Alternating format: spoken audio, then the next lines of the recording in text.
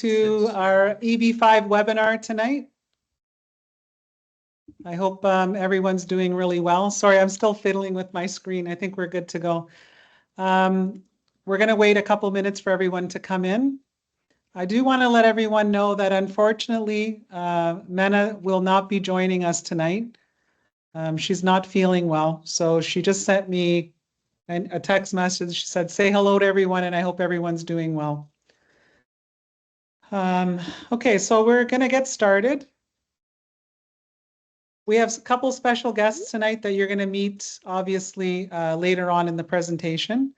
We have Fernando, who's with us, and we also have Brian. Welcome, gentlemen. Thank you for taking the time out to be here with us tonight. Thank you for having us. Thank you for having us. A pleasure. So let's get started.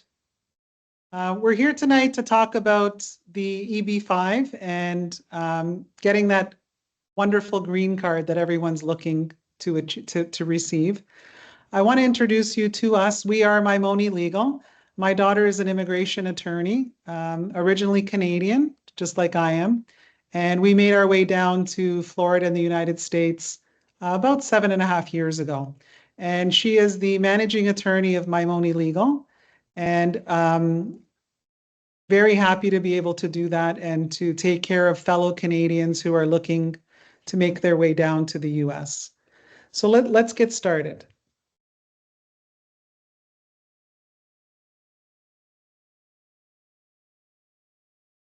There we are. Sorry, guys, I'm having some technical difficulty. There's the two of us. We're a mother-daughter team. I help her to manage the firm, and we specialize in immigration law, business law, and estate planning. So what does that mean? Immigration is a national practice, so it doesn't matter where you're heading into the United States or where you're coming from. We can assist you with those types of petitions. We mainly specialize in investor visas, the E2 and the EB5. We can also do family-based, work-based visas, TN visas, and we're able to assist you and your family with all of those. I originally came down on an E2 visa and then later switched over to the EB5 visa. The second category that we specialize in is business law. We had so many clients purchasing businesses in the United States, and they really wanted us to continue to take care of them from start to finish. So through the business law department, we are able to close your business, handle the transaction of any business that you're buying or selling. We can review any contracts. We can also assist you with leases, anything related to your business, we're able to assist you with. And the final piece of the puzzle is estate planning. Estate planning is also very critical because when you make the move to the United States, it's very different from Canada. You need to get all of your estate planning in order, and you need to protect your assets, perhaps, create a will or a family trust. In the United States, unfortunately, there's a lot of litigation, and if your property isn't, properly protected, then, it could be there in the event of a lawsuit. So we do family trusts, wills, power of attorney, you name it, and we're able to assist you and your family with that. So now let's talk a little bit about the EB5 visa, which is, the focus of tonight. And basically, the EB5 allows for you and your family to apply for your green card. And there's basically two ways to do that. But before we get into the EB5, I want to talk about, there's two investor visas. One is the E2, which I would say 90% of our clients start with. I started with it as well. And that allows you and your family to move to the US if you choose to. It allows you to operate a business and live here. Your kids can go to school. Your spouse gets an open work permit. However, that visa, you can stay on it forever. It's originally given for 5 years, and then it can be renewed every 2 years thereafter, but it never leads to a green card. So clients who come in on an E2, sometimes their spouse will get sponsored through employment. Sometimes they'll have a family sponsorship running in the background. And oftentimes, people will move into the EB5 investor visa. So what does that mean? Well, there's two ways to do the investor visa. One is, the EB-5. One is through a direct investment. And basically, the direct investment is a business that you either buy, an existing business, or a business that you create in the United States, and you have to invest or spend a minimum amount of $1,050,000. And that's part one. Part two is you need to create 10 US full-time jobs, and they have to be W-2 employees that work for you. If it's two part-time employees, they would count as one full-time employee. So you need to have 10 full-time workers. They have to be either US citizens, green card holders, or other authorized workers in order for that conditional green card to become permanent. The other option is through a regional center. What is a regional center? Brian's gonna take us into that a little bit later. But basically, a regional center, a developer will go to a regional center and have a project that they're looking to get funded. And the regional center will approve that project and take it on. And they will then, based on the criteria of that project, there's a certain number of EB-5 investors that can invest in it. So normally the investment is $1,050,000. However, there are targeted employment areas where, they really want to get employment going. Maybe it's a rural area. And so to incentivize investors, they drop down the minimum amount to 800,000. And the nice thing about the EB-5 visa is it applies to you and your spouse and any children under the age of 21 at the time of filing. So let's say you were to come to our offices now, you find the regional center investment that you'd like, we make the necessary petition, you make the investment, we then file with USCIS. And if the receipt date of that petition is before your child turns 21, then it locks in their age and it won't allow them to age out. So it's really important that if you're looking to do the EB-5 and you have children under the age of 21, that you give yourself enough time, because it would be a shame to do it and some of your kids are not eligible to be onto the EB-5. So in order to move forward with us, if you want to set up a call one-on-one to discuss the EB-5 and how it can work for you and your family, you can simply scan the QR code.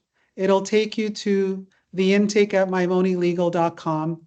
You can send us a quick email and we will go through that email with you. We will set up a time to set up a video call and to really answer your questions more in depth and how they pertain to you.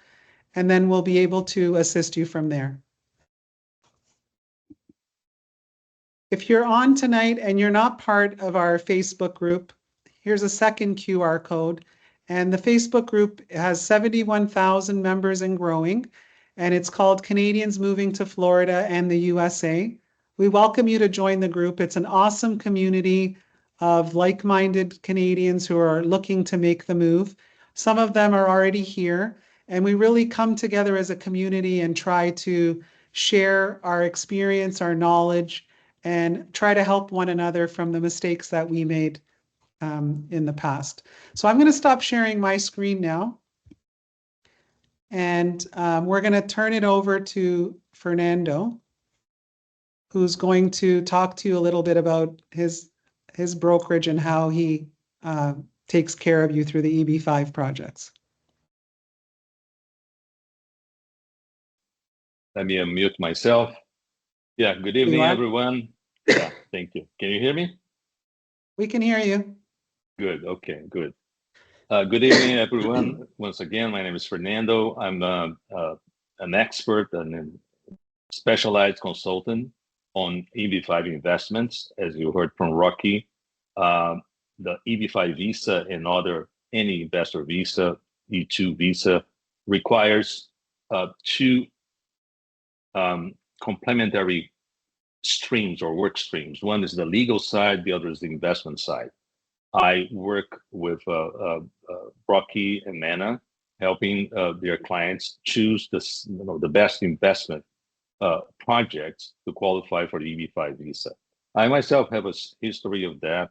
I'm originally from Brazil. I came to the United States about 10 years ago. And the way I got involved with EB5 was by investigating by myself. And I got intrigued by it. I thought it was a possible alternative for me. And like many of you that are probably today thinking about immigrating to the US, I was looking for alternatives. I didn't even know that immigration was a national law in the United States, and that immigration lawyers are needed to represent us in our interaction with the US government for immigration purposes, right? So I started my investigation without necessarily uh, the advice of the best professionals. One of the things that I looked into was EB5, and at that point in time, that was 2013. I thought the program was quite complicated. I didn't feel safe. I felt that there was not enough information. The information I got was quite um, conflicting depending on the source. So I thought that there was something there, but I didn't realize that it was such a big opportunity for me and for other foreign potential investors and immigrants to the U.S. So then I have a background of about 20 years in corporate life and another almost 20 years as a business consultant.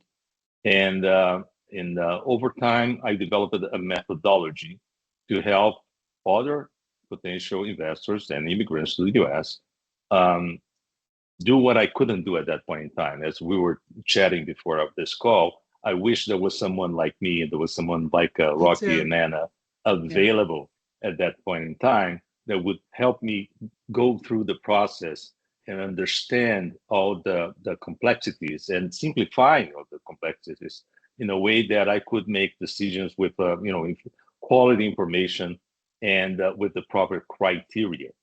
So over time, I created a methodology that helps laymen that don't need to become investment specialists like me or immigration specialists like Mana in understanding the EB5 program, which is what we are talking about here, and understanding what makes a safe project, a safe investment project that qualifies for the visa, right?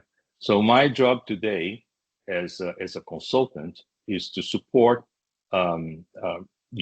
any of you that want to take a look into this alternative while working with Mana, while working with Rocky, to understand what the nature of the projects that are available today on the market, and what qualifies as a safe project, and what makes them um, um, viable alternatives for the visa. Um, as you're going to hear from Brian, the concept of regional centers in the U.S. Uh, is a bit complicated and makes the whole program uh, complex. So what I'm trying to say is my job is to simplify the complexity. That's all. That's all I'm trying to say. So um, we created a program here that by just joining us and investing a small retainer of $2,000, any potential investor can look at the alternatives available in the market and without any major commitment of time and money, understand the program and make the decisions by themselves. All we do is we equip them with the information and criteria that is necessary to understand what the nature of the project that we're going to be talking about and make decisions by themselves. In the same way that Rocky was explaining about the visas themselves. I mean, so it's very, very important not to sell or not to push anything, any concept, but uh, conversely, to allow uh, um, prospective investors understanding what we are talking about here. So I have a couple of slides here that I'd like to use, and I'm always better with some support, some presentation support. So very quickly, let me put it here. So Fernando, if can I you can see? just say a few things before you start. Sure. So we were introduced to Fernando from a very good and reliable source. And it's been some time now. We really rely on you, Fernando, because you do a wonderful job. And I'm not just saying that, there could be a million other people we could be talking to, but the reason we feel super comfortable with you is the clients that you have assisted have they have nothing but wonderful things to say about you. And what I like about the team, from us to you to Brian, is, when people ask about the EB5, I did it myself. I know exactly how they feel when they're looking at it and not understanding the process. But what I love about what Fernando does is he's going to sit down with you. He's a brilliant man. He's put together an incredible system that allows you to see all the ins and outs of the different projects that are available. There's absolutely no pressure whatsoever from us all the way to the end. And then if you and your family think that it's a great project to move into, and it's a great regional center that supports you, we've had nothing but wonderful things come back. And the other really important thing is it's a great time for EB5 right now.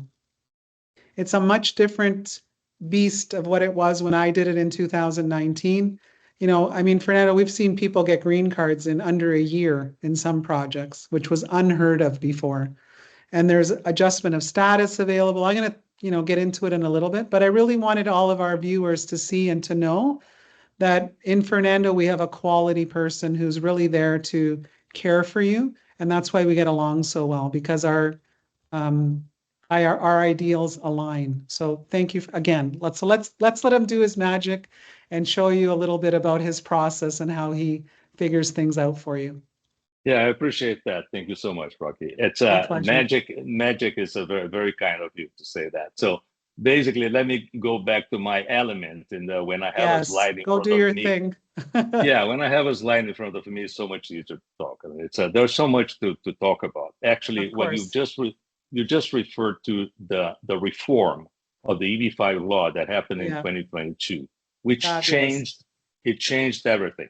Yeah, Before that, the RIA, as we call it, RIA, the reform of the EB5 law. Before that, the you wouldn't have EB5 petitions approved in less than 5 years. I'm approved, but waiting for my green card. And it's been just over 5 years.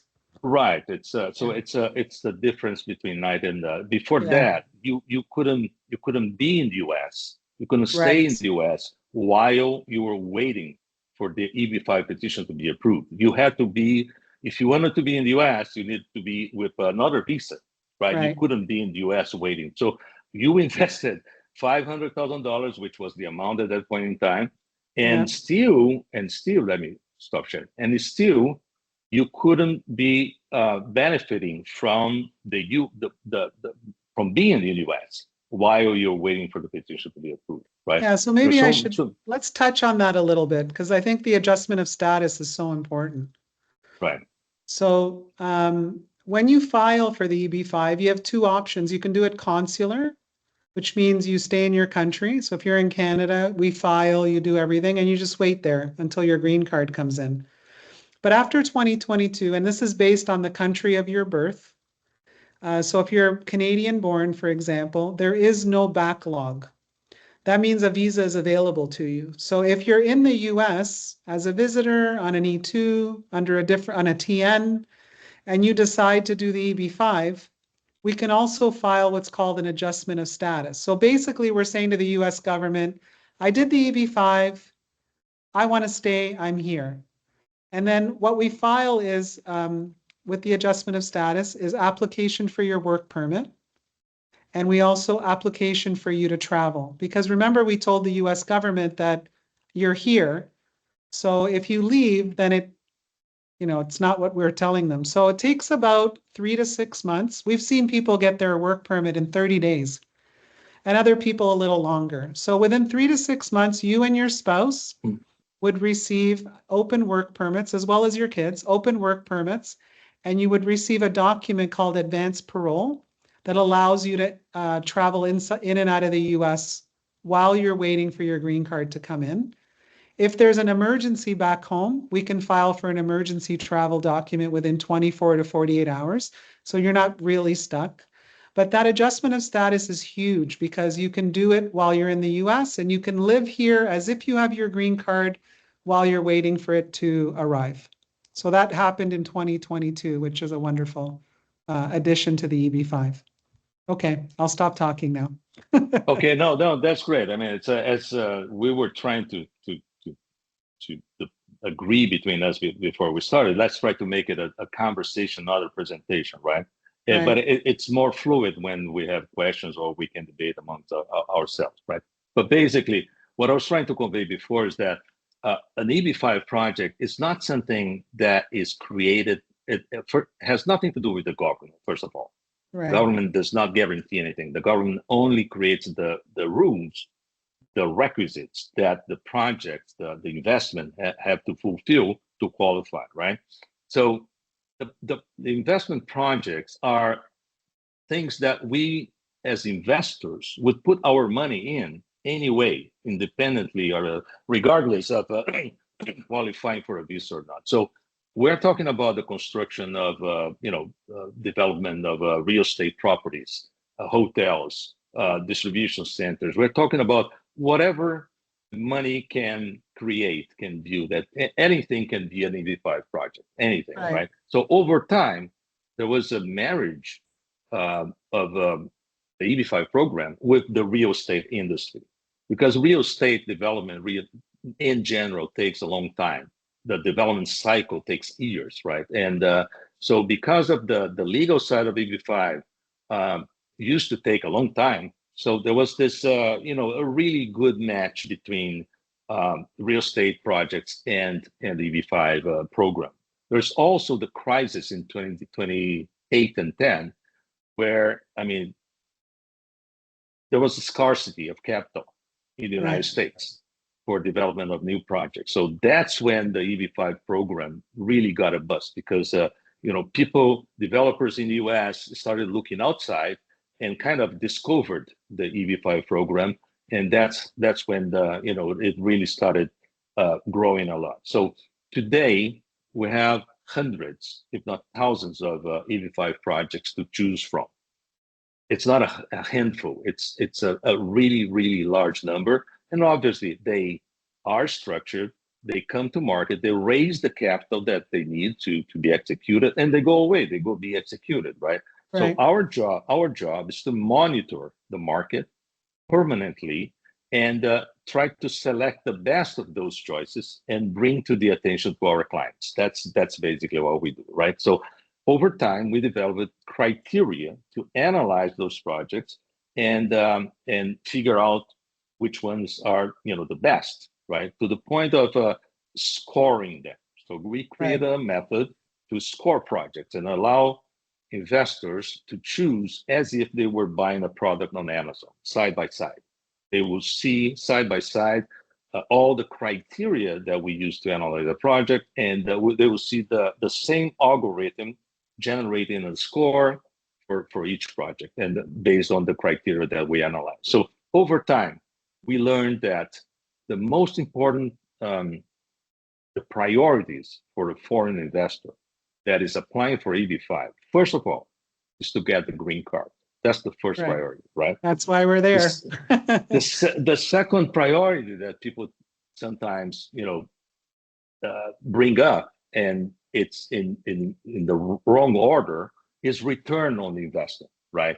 And we learned over time that the second priority should be protection of the capital, right? So you could have a very high promised return on a project, but if your capital is gone, it's at risk, it doesn't serve any purpose to you, right? So over time, we learned that the best investment projects are the ones that are the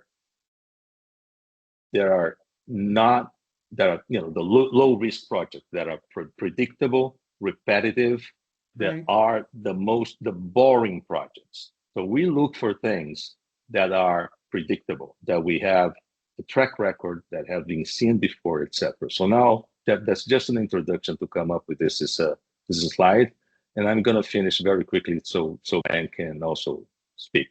So looking at the methodology that we created, we basically only look at the best of the best. There is, in our view, because there are so many choices out there, we don't even pay attention to regional centers or projects that are starting now, that don't have any track record, that don't have investors that have been already paid and their capital returned over time, etc. We only look at the best. Now, Right. when you have a handful of projects that you consider the best out there, right? So how do you choose between them?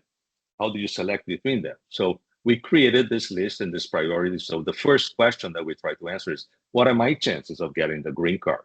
That's the most important question. The second is, does this project make sense? Is this, I mean, okay, I understand, I'm gonna get the green card. So eventually the jobs have already been created or are already in the process of being created, but is this project a good project? Is it well structured from the financial standpoint? Is it going to be completed, right? Am I in good hands? Am I dealing with people that have a good track record? Right. Is this project compliant with the regulations?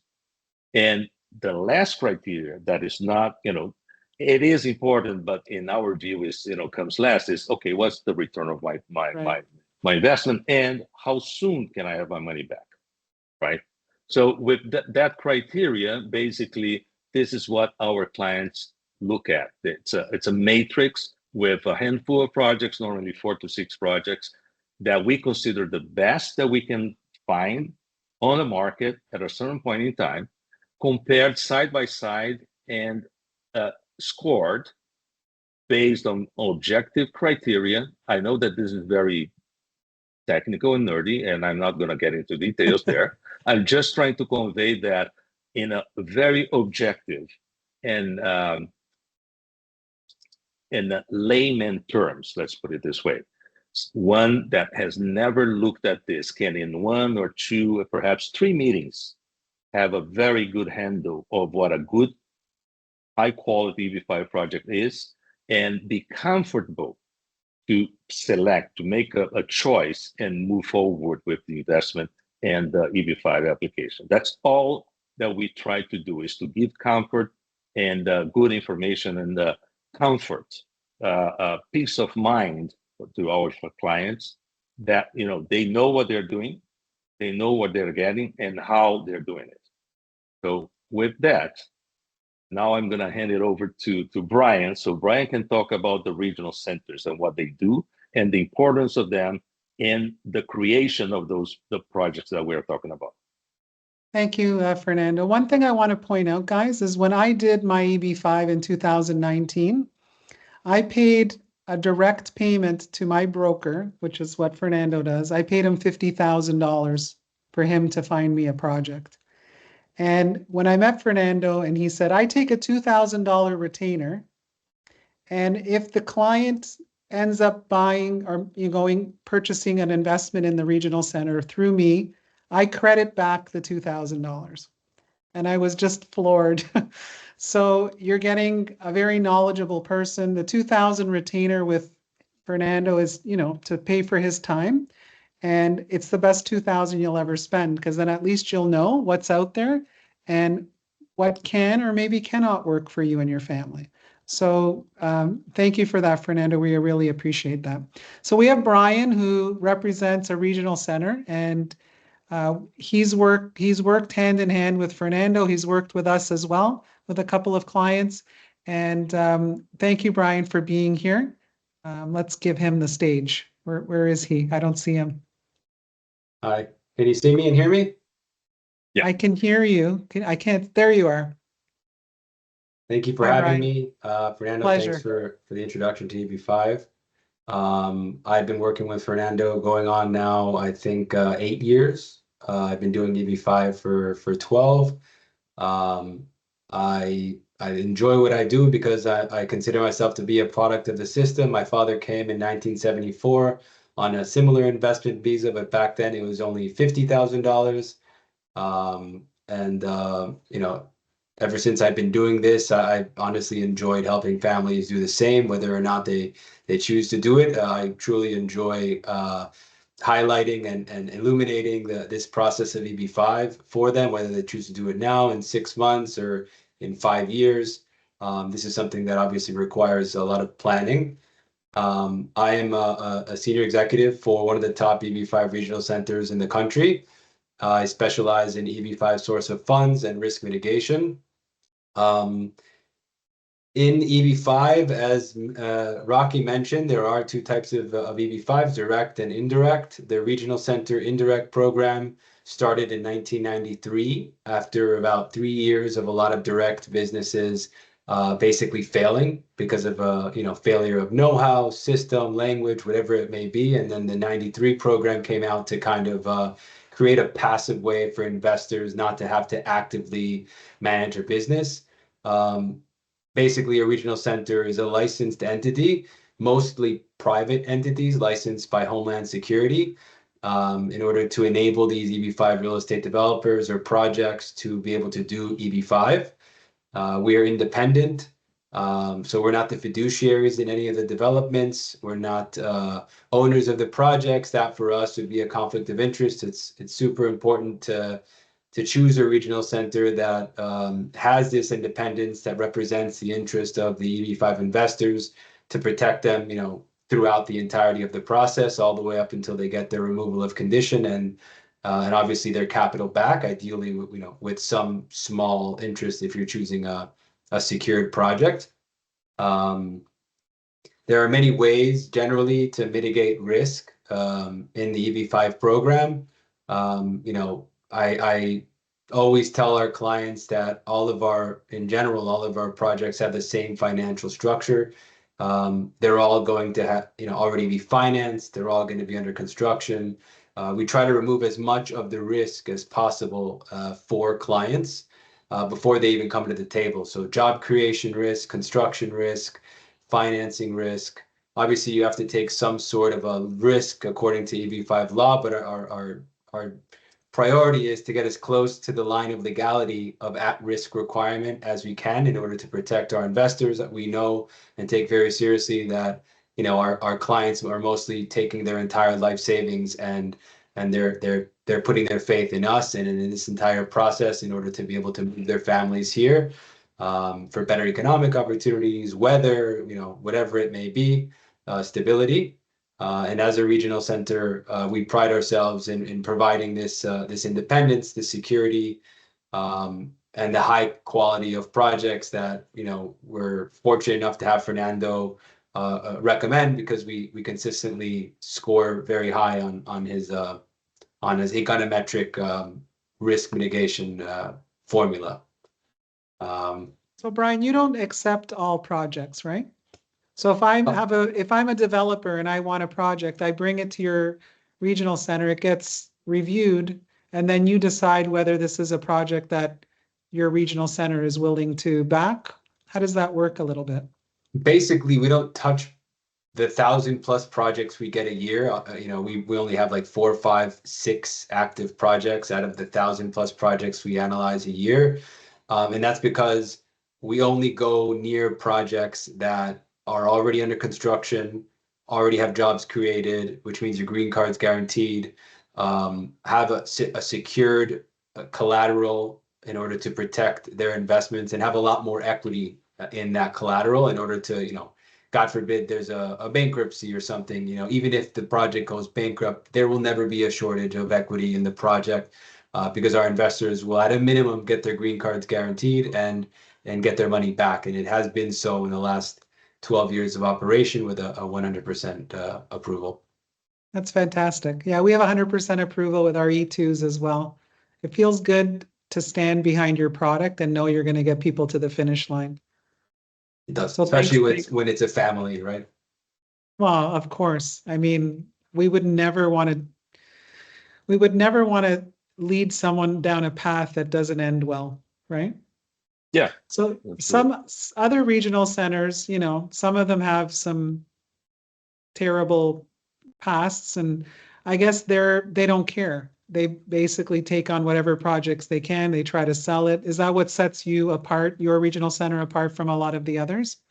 A lot of regional centers look at investors as dollar signs, as another number, and it's a business, and that's how they look at it. And yeah, they look at it from a competitive standpoint. They try to get flashy, gold products, and it's a they look very nice on the surface, but when you dig deep and you actually hire somebody that knows what they're doing, like Fernando, to analyze these risks, under the surface into the documents, you'll find a lot of things that you don't like. Yes, the money must be at risk, but that doesn't mean that the project has to be risky, right? There's ways to Right. mitigate it. Just like you put your money in a stock, you're not going to just put your money in a stock without doing due diligence. This is obviously much more different than a stock. There's a real business.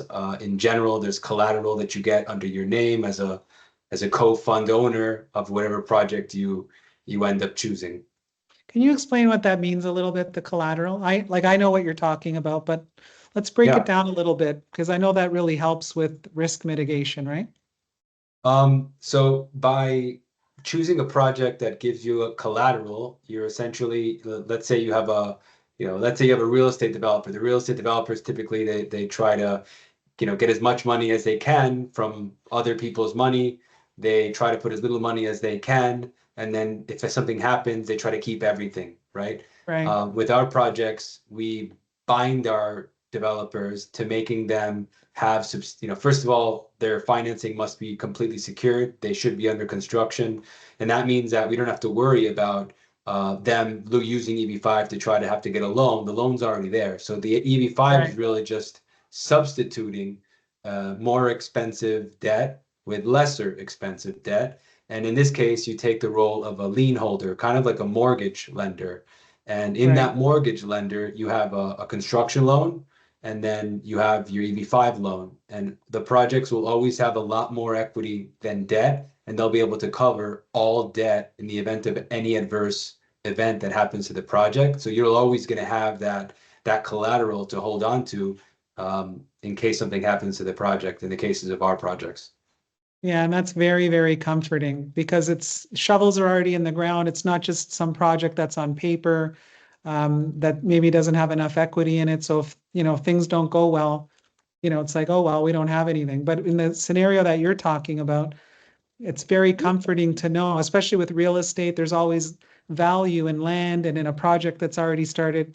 So even if it doesn't get to completion for whatever reason, if my funds are held as collateral, there's collateral there, I'm sorry, then at least I know that I'm protected. So that's wonderful.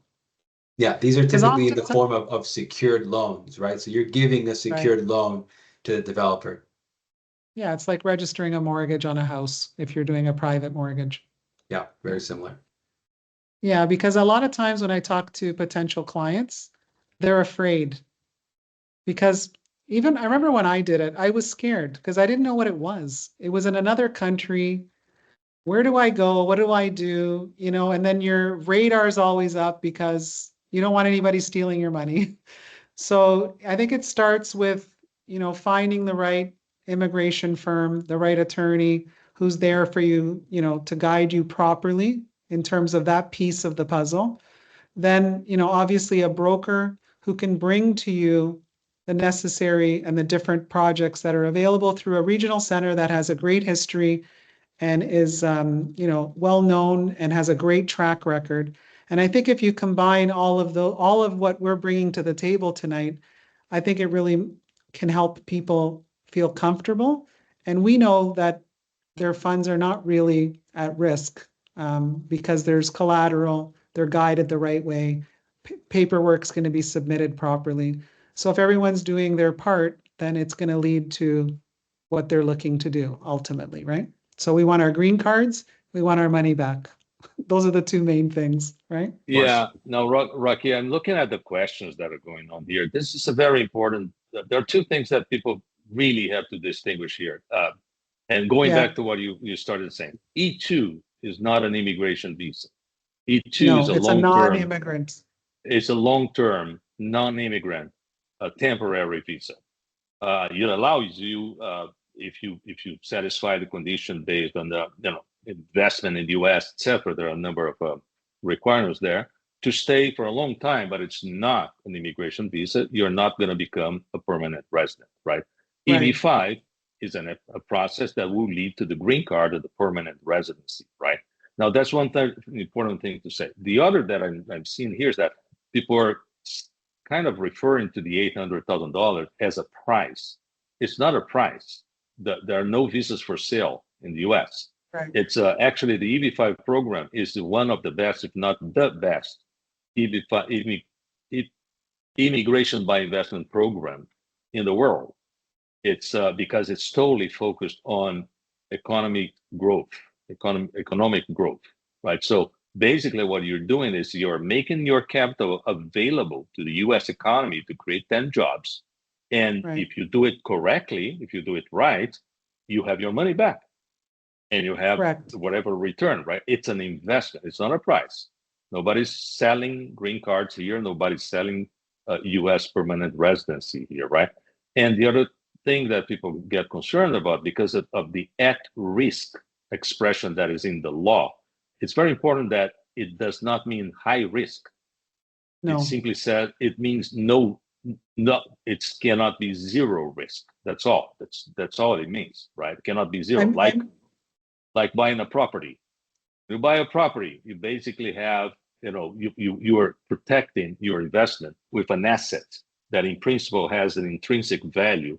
And that's what does not qualify. It's going to be something, it's going to be business capital, economic capital that is made available to the economy to create jobs. A property that is ready has already created the jobs. It's not creating jobs, right? So you got to invest in something that is going to be created and therefore is going to, produce an economic output that is bigger than the input.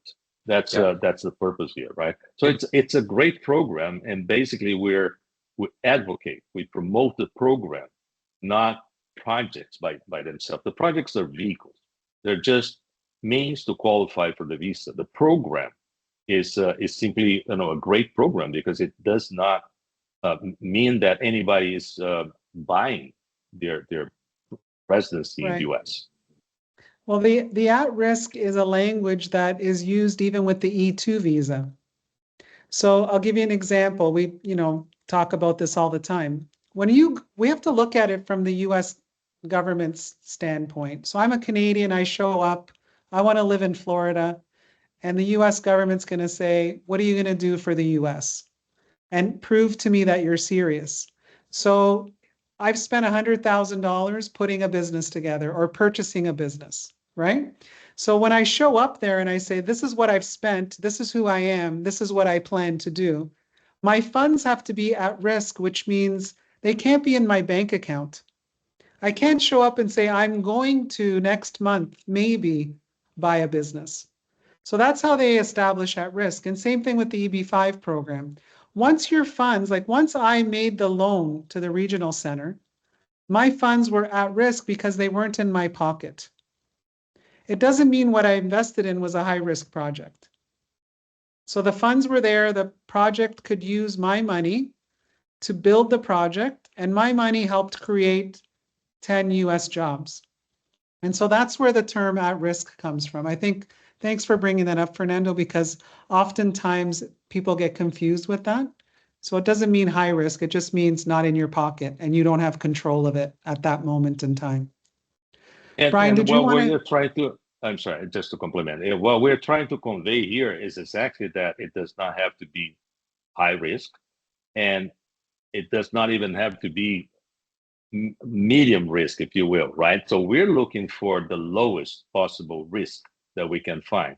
For instance, many people don't know that you can invest in projects that are ongoing, that have already started.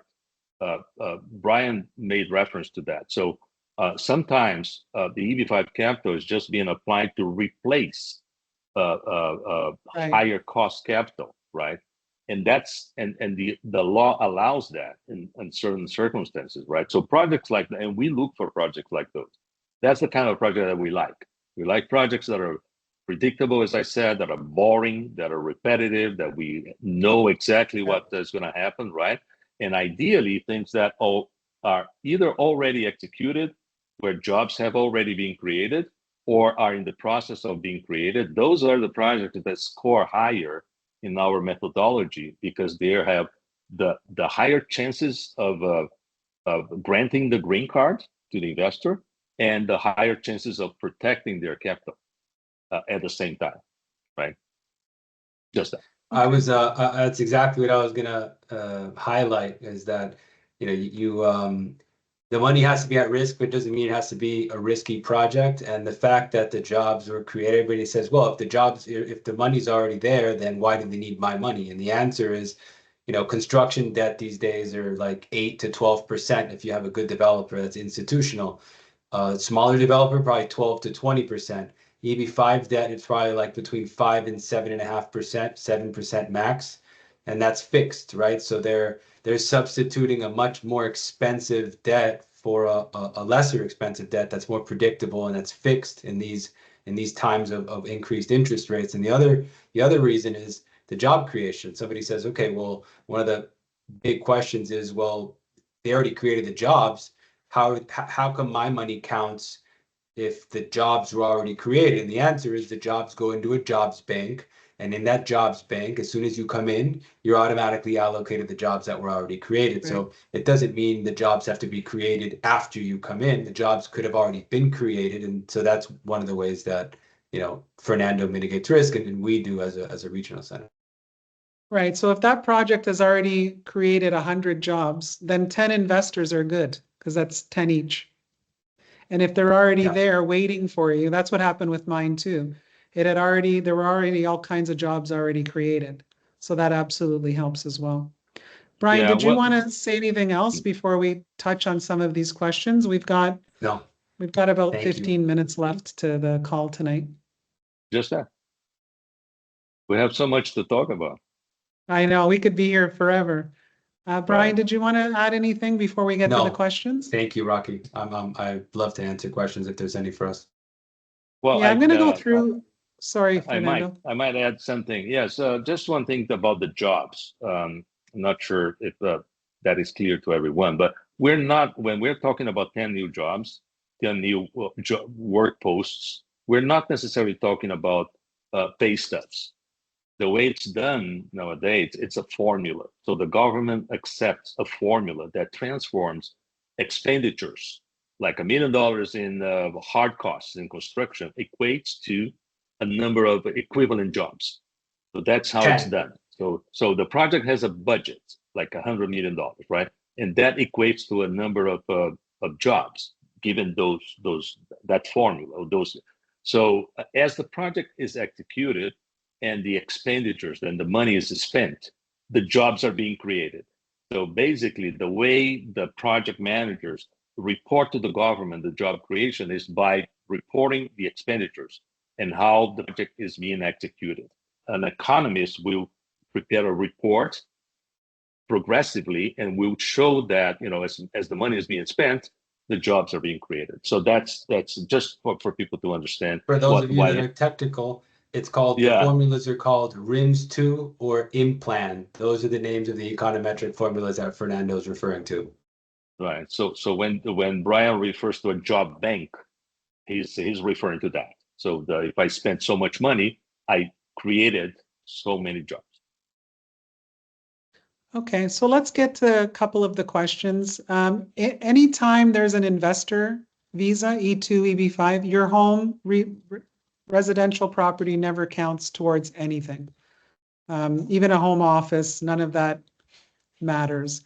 In terms of how long your funds have to be invested, do you want to speak to that? Because every project's a little different, right? So the law says now the money must be invested for 2 years, but unless if the jobs were not created during those 2 years, then obviously the project shouldn't be able to give you back that money. But the way it used to be is the old law is they coupled the green card investment at risk. So you basically had to be here on your green card, conditional green card, in order to then wait 2 years and then you were eligible. Now the projects decoupled the new law decoupled it. It's 2 years, but projects need to keep it longer to justify the investment that they made in EB5. So the average is, probably 5 years projects are holding your capital for, but there's projects holding it for as low as 3 years and as high as 7 years in the market. It really depends on which project you choose. Yeah, and that's something that you'll go over with them. It's Yeah. one of the factors when you're selecting. The other, Some of them give like the return is different, the time that they keep your money is different. So these are all the things that you'll go through to pick the one that you think is right for you, right? a complementary data point to that, to the how long they're keeping the money, projects are keeping the money for, is if you're born in India or China, uh, there's a backlog for urban TEA projects, which take you 5 years instead of, a rural, which is 12 months, you'll get your green card in the mail. If you were born, anywhere, as long as you invest in a rural project, it's 12 months.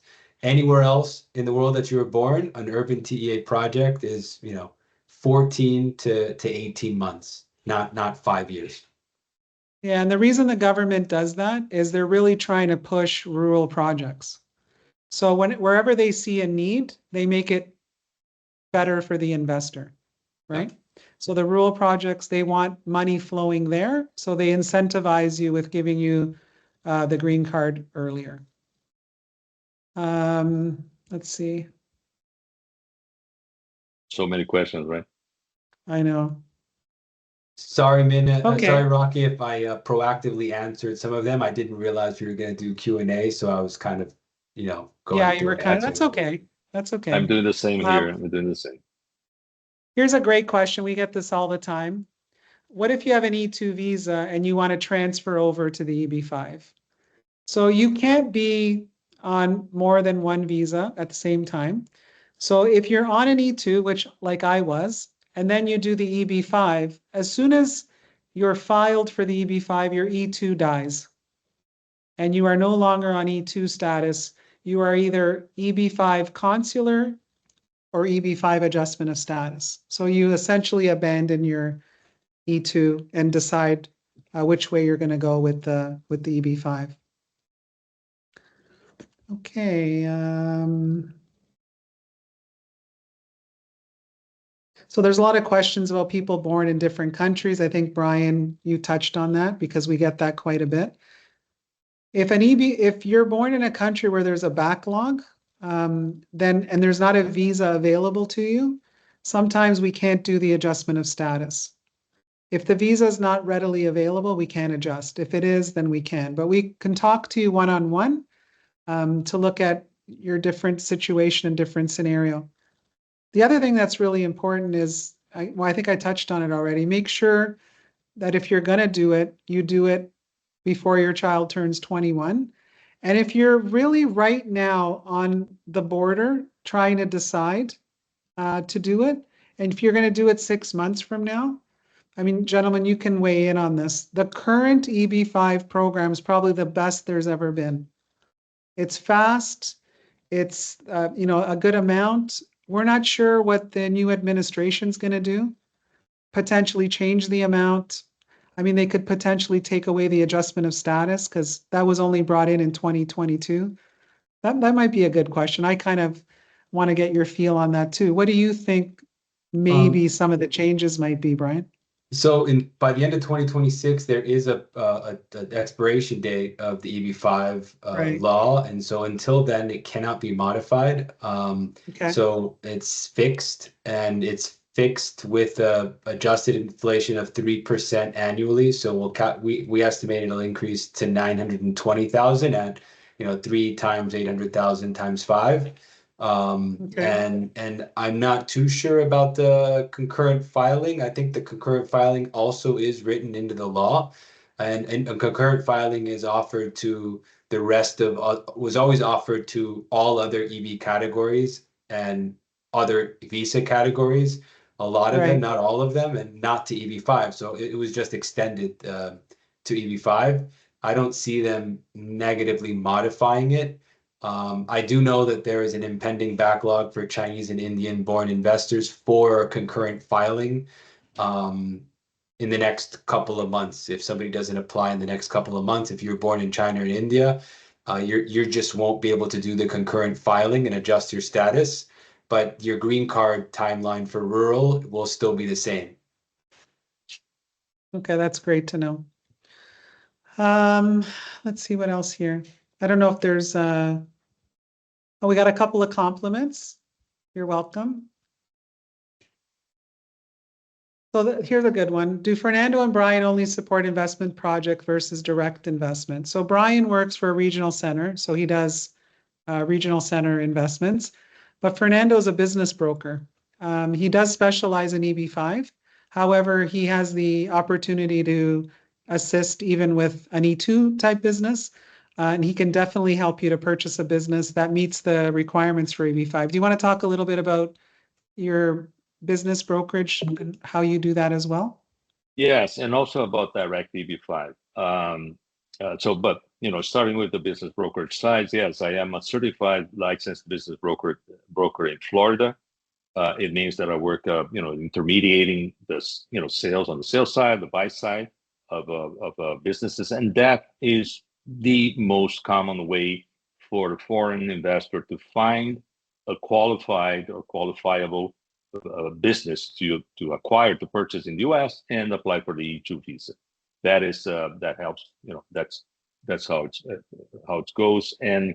But on the EB5 side, this is important. Direct EB5. It is very, very hard for you to create and sustain 10 jobs over 2 years with $800,000. It is very complicated to do that. So it's the direct route is very rare. Typically, we can support people that want to, normally buy an existing business, expand an existing business, and have a budget that is above $1 million, right? And will then apply for the EB5 visa, but they're not making that investment because they want to apply. They're making that investment because they want to do that, whatever, open a restaurant, buy whatever business, and then they're going to qualify for the EB5 visa, right? Now, if someone only wants to make an investment and with that get the green card, the best way to go is through a passive EB5 investment, because then you don't have to work, you don't have to manage your investment, you don't have to be successful, you don't have to basically anything. You have to make a good choice, choose a good project, right? And that's it. And that's how you're going to be qualifying for the EB5 visa, right? So the direct route is possible, absolutely possible. It normally requires more than $800,000, and it requires obviously business management capability, right? Because now you are investing in an active role in a business enterprise in the U.S. So I can help with both, but I'm just trying to say that direct EB5 path is very rare, and normally takes more time, more energy, and more money. Okay, here's a good question. Thanks, Fernando. Brian, these large projects, like how big are we talking, and how many EB5 investors participate in a project, sorry? Our regional center usually does anywhere from 30 to 99 EB5 investors at a time, and then we just file subsequent funds. So, what right now in the last couple of years, the lowest fund has been 30 EB5 investors, and the highest one has been 396. And you're talking about capital stacks between, $60 million all the way up to $700 million. Yeah, they're not small little developments. They're usually quite large. Like the developments are quite large. So you're not going to get a project. Sorry? No, go ahead. I'm sorry. You're not going to get a project where there's 2 EB5 investors. Fernando, Usually yeah. Sorry, go ahead, Brian. Usually, I'm sorry, I thought you were done again. I'll stop. I talk too much. That's what my grade 3 teacher told my parents. Sorry, go ahead.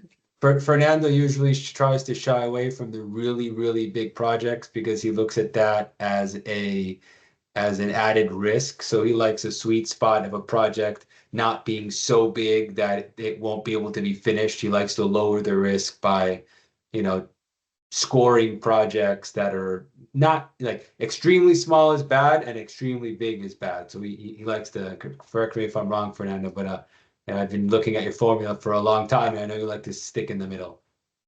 Absolutely. That makes sense. Small, yeah, projects that are too small in general will have the percentage of EB5 capital versus the total capital of the project tends to be high. And we don't like that. We like projects where the EB5 capital is not more than 25% of the whole project, capital stack of the project, right? And so we don't like projects that are too small, just a few investors, and we don't like projects that are very large because of the complexity. The more complexity a project has, the riskier it is, right? So again, we look for things that we think that we can, with a good margin of assurance, know that will be completed, that will be executed. Perfect. Okay, so we've gone a little over. I know there are tons of other questions. We can't get to everyone. We appreciate everyone taking the time to come out. And Justin Trudeau is gone, so yay, Canada. That was a happy day yesterday. And I want to thank everyone for coming. Fernando, Brian, thank you so much for taking time out to be here with us. For everyone on the call, you can get a hold of us. We're everywhere. Join our Facebook group. It's called Canadians Moving to Florida and the USA. It's a great community. We have a couple different websites. For Canada, we have movetotheusa.ca. There's a Calendly link there if you want to book an intake call if it relates to any of the other visas. And for anyone who's on our webinar tonight, you're going to get a copy of the webinar emailed to you. However, if you want to communicate with us one-on-one, we'd like you to email us at intake@mimonilegal.com. It's just here on your screen. Send us an email. Tell us a little bit about what you're looking to do. And for the most part, Meta and I will personally take care of you, walk you through it. And if you feel that you want to move forward, then we'll make the necessary introductions to Fernando, and you'll get the whole team there ready to work for you. If you feel that maybe this is something down the road and maybe you're interested in an E2 right now, you can get started with that as well. We're really here, guys, to help you through the process. All of us on the call tonight have been through it, and we want to share our expertise and our care for you and your family. And that's all I got. Thank you so much, everyone, for being here tonight, and we'll talk to you soon. Have a great night. Thanks, Thank you, Brian. Rocky, for Thanks, having us. Fernando. Thank My you. Thank you pleasure. so We'll much. talk to you guys Have a soon. good evening and Okay, Happy good New night. Year. You too.